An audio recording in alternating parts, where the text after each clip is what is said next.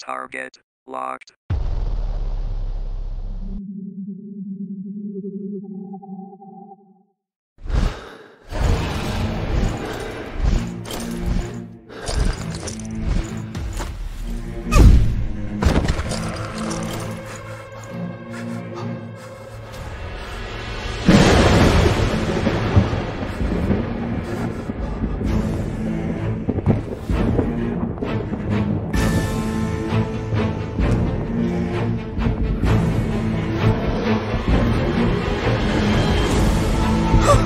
The finest blood for the most untainted soul. Welcome to the dead of night!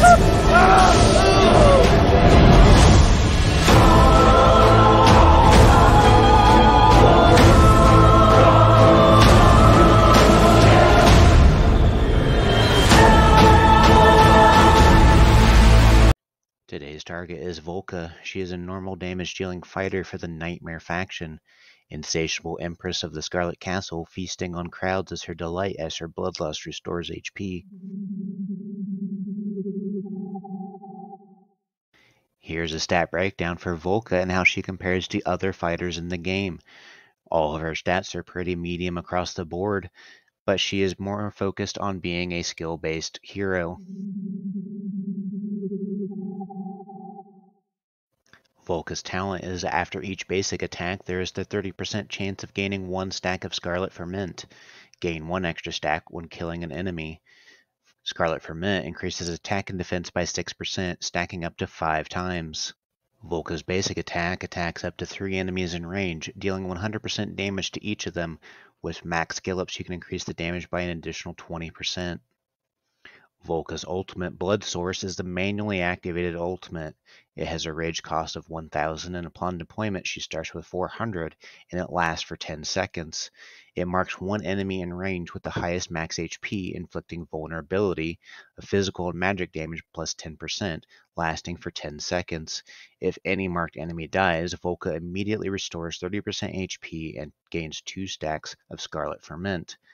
With max skill-ups, you can increase the extra damage dealt to marked by 10%, increase the duration by 5 seconds, increase her HP regen by 20%, and reduce the skill cost by 100. Volka's first passive, Midnight Requiem. When the hero has 7 stacks of Scarlet Ferment, each of her attacks consumes 2 stacks, dealing 260% AoE damage to up to 10 adjacent enemies and inflicting damage reduction of damage minus 30% on them, lasting for 3 seconds. With max skill-ups, you can increase the damage reduction effect by 2 seconds and increase the damage multiplier by 40%. Volka's second passive, Scarlet Feast. Each basic attack launched by the hero restores 4% of her HP, and each basic attack launched by allies restores 1% of their HP. With max skill-ups, you can increase HP regen for herself by 3% and HP regen for allies by 1%.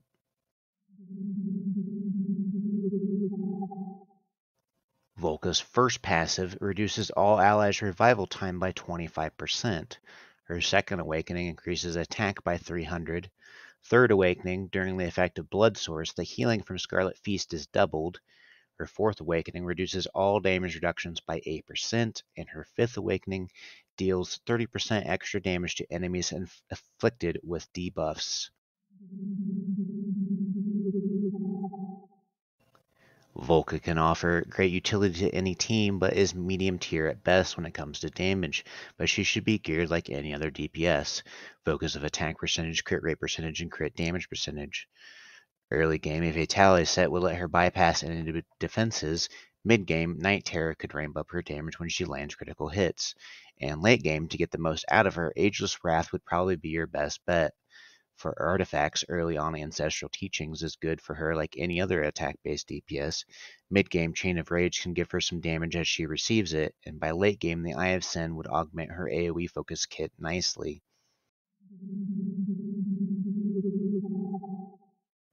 As the storyline final reward, Volka opens up several new tactics to overcome content.